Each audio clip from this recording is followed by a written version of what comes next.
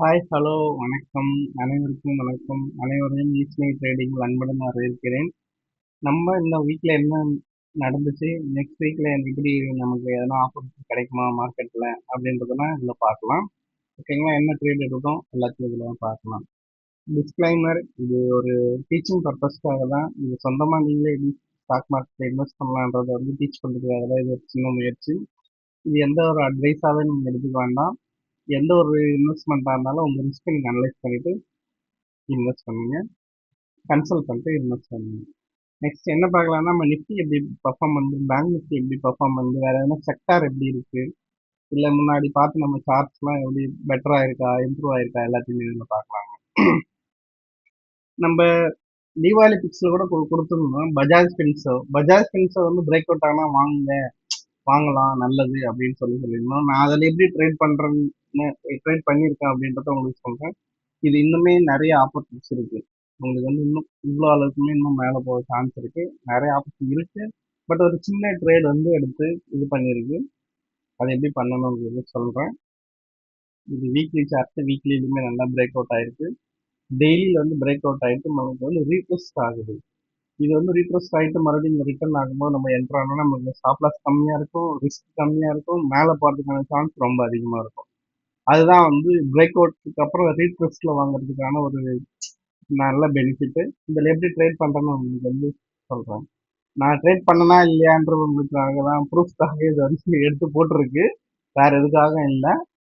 இங்க பாருங்க, பஜாஜ் ஃபின்சர்வ் அக்டோபர் ஃபியூச்சர்ஸ்ல வாங்கியிருக்கு. ஒரு லாட் வாங்கியாச்சு. 20ஆம் தேதி வாங்கியிருக்கு. 2119. எக்ஸிட் ஆனது 23ஆம் தேதி 2186 500. இது சார்ட்ல உங்களுக்கு அடுத்து காமிக்கிற எப்படி பண்ணணும். அதுக்கு முன்னாடி ரிஸ்க் ரிவார்டு ரேஷியோ கால்குலேட் பண்ணலாம். நம்ம எந்த ஒரு ட்ரேட் எடுத்தாலும் நமக்கு எவ்வளவு ரிஸ்க் இருக்குன்னு ஃபர்ஸ்ட் முடிவு பண்ணிக்கணும். ரிஸ்க் என்னன்னா, நான் இந்த ட்ரேடு பண்றதுக்கான ஒரு பிசினஸ், ட்ரேடிங் ஒரு பிசினஸ், இந்த பிசினஸ்க்கான செலவு அப்படின்னு வச்சுக்கலாம். இந்த பிசினஸ், எல்லா பிசினஸ்க்குமே ஒரு செலவு இருக்கும். இந்த ட்ரேடிங் பிசினஸ்க்கு இது ஒரு செலவு அப்படின்னு நீங்க நினைச்சிட்டு தான் ஃபர்ஸ்ட் இந்த நம்ம எவ்வளவு ரிஸ்க் எடுக்கிறோமோ அது நம்ம கிட்ட போக தான் போகுது. போனா நம்ம எப்படி மேனேஜ் பண்றோம் அப்படின்றத முடிவு பண்ணிடணும். அதுக்கப்புறமா ட்ரேடு போயிருக்கணும். நான் ஒரு லாட் வாங்கியாச்சு 20ஆம் தேதி. எக்ஸிட் ஆனது 23ஆம் தேதி. ஒரு லாட்டுக்கு வாங்குறதுக்கான மார்ஜின் எவ்வளோன்னா 1,93,000. ஒரு லாட் சைஸ் 500. என்ட்ரி பிரைஸ் 2,119 ரூபா.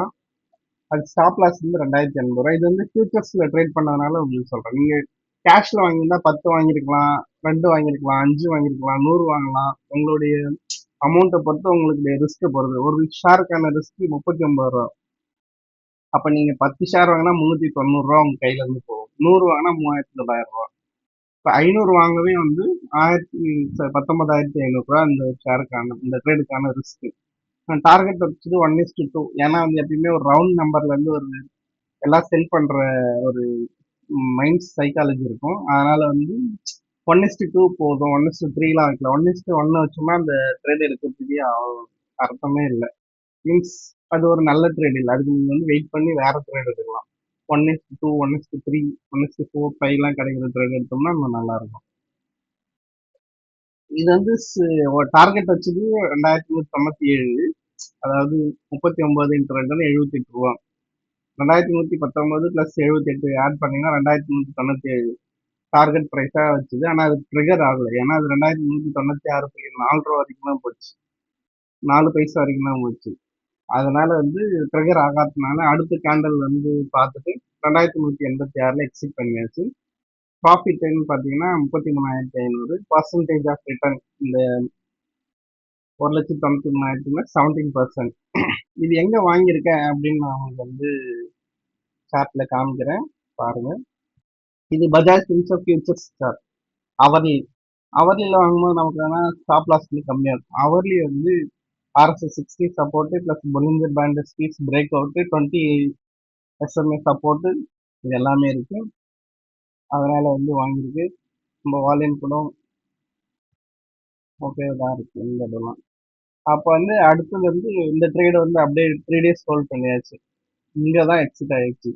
நம்ம ஃபர்ஸ்ட் டார்கெட் ப்ரைஸ் ஹிட் பண்ணல.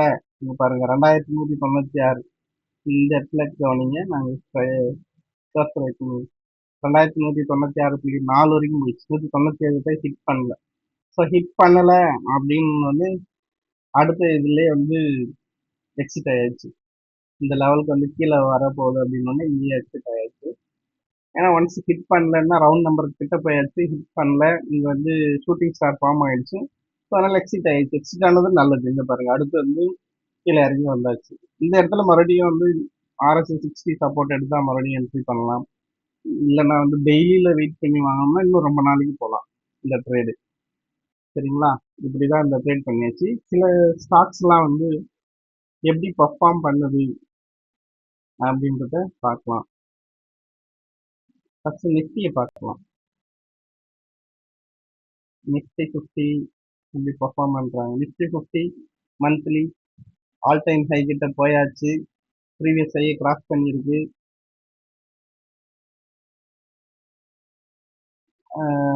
ப்ரீவியஸ் ஹையை உங்களுக்கு கிராஸ் பண்ணிருக்கு. ஆனால் ரீட்ரெஸ்ட் ஆகிட்டு வந்துகிட்டு இருக்கு.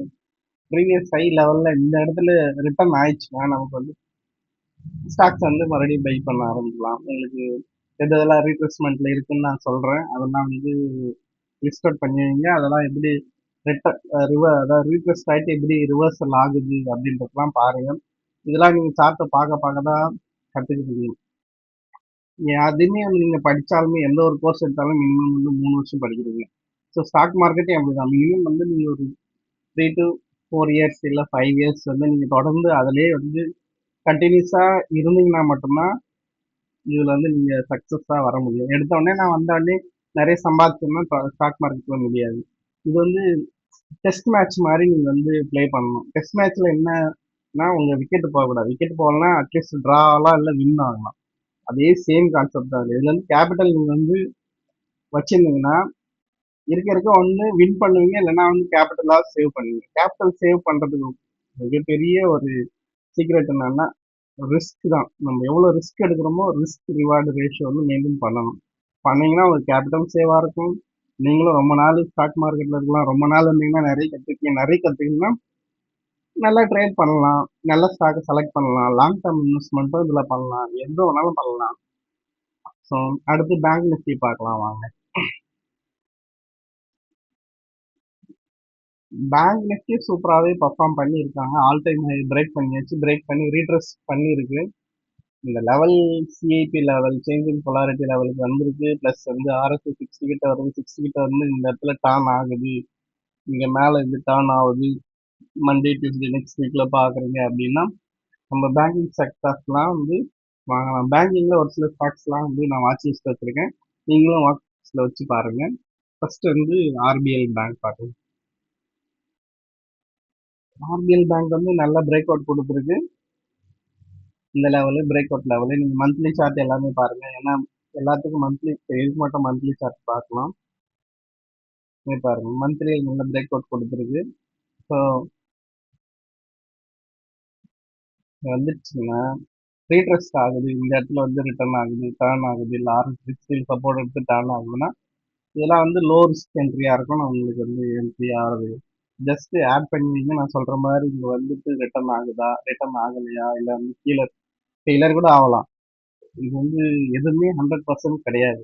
உங்களுக்கு வந்து வாட்ச் லிஸ்ட் வச்சிருக்கீங்க, உங்க செட்டப்ல வச்சிருக்கீங்க, வருது, உங்க கண்டிஷன்ஸை மீட் பண்ணுதுன்னா நீங்க அது வந்து பை பண்ணணும். அதான் ரூல். இல்லைன்னா விட்டுறணும். கீழே போயிடுச்சுன்னா விட்டுறணும். ரிட்டர்ன் ஆகுது, ரீட்ரெஸ்ட் ஆயிட்டு மேலே போகுதுன்னா வாங்கலாம். நெக்ஸ்ட் பேங்க் வந்து கரூர் வைஸ்யா பேங்க்.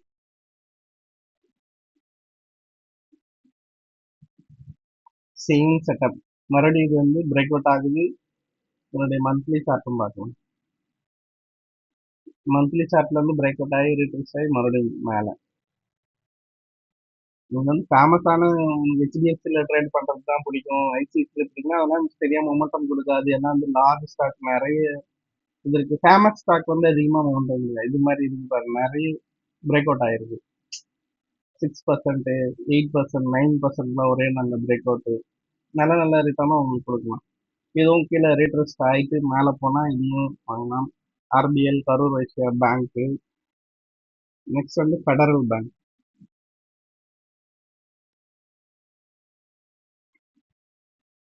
ஃபெடரல் பேங்க்கும் பிரேக் அவுட் ஆகிட்டு மத்த இதெல்லாம் கூட கொஞ்சம் கம்மியா வந்திருக்கு. ஃபெடரல் பேங்க் பாருங்க கீழயே வரவே இல்ல. பிரேக் அவுட் ஆயிட்டு. பேங்க் நிஃப்டி 400 பாயிண்ட்ஸ் கிட்ட கீழ வந்துச்சு. ஆனா இது வந்து வராம அப்படியே ஸ்ட்ராங்கா மேல இருக்கு பாருங்க. அது மேல போகும்போது வேகமா மேல போகுது. அது கீழ வரும்போது அந்த பிரேக் அவுட் இந்த பிரைஸ்லயே வந்து கீழ வராம இருக்குது. So இதெல்லாம் RSI 60ல வருது. இல்லைன்னா வந்து நம்ம இன்னும் கொஞ்சம் ரீட்ரெஸ்ட் ஆகுது. இல்ல ஹவர்லி சார்ட்ல கூட இதெல்லாம் பார்த்து வாங்கலாம். நல்ல ஒரு ஸ்டார்ட். இதனுடைய மந்த்லி சார்ட்டை பார்க்கலாம். மந்த்லி பார்த்தீங்கன்னா ஒரு சின்ன டபிள்யூ பேட்டர்ன் மாதிரி இருக்கு. ஸோ எல்லாமே நல்ல இதெல்லாம் வாட்ச் லிஸ்ட்ல வைக்கிற ஸ்டாக்காக இருக்கலாம். பேடிஎம்மும் பார்க்கலாம். ஃபினான்ஷியல் சர்வீசஸும் நல்லா பர்ஃபார்ம் வந்து பேடிஎம் ஸ்டாக்லேயும் பார்க்கலாம். பேடிஎம் வந்து தீபாவளி பிக்ஸ்லையும் கொடுத்துருந்து மந்த்லி வந்து இந்த லெவலை கிராஸ் பண்ணுது. ஓகே, நெக்ஸ்ட் டேல RSI 60 இது நல்லா ஒரு பெரிய கேண்டலா வந்தா இப்போ கூட எடுத்து வாங்கலாம். சின்ன கேண்டலா வந்திருக்கு. லைக் புல்லிஷ் அராமி கேண்டல், இன்சைட் கேண்டலா வந்திருக்கு. நாளைக்கு பார்க்கலாம். மண்டே வந்து இதுக்கு மேலே போகுதுன்னா இது வந்து மேலே போகிறதுக்கான சான்ஸாக இருக்கும். இது எல்லாமே வாட்ச் லிஸ்ட்டில் போட்டு வைங்க, பாருங்க. இன்னொரு செக்டார் வந்து வாட்ச் லிஸ்ட்டில் வைங்க, மெட்டல், நிஃப்டி மெட்டல்.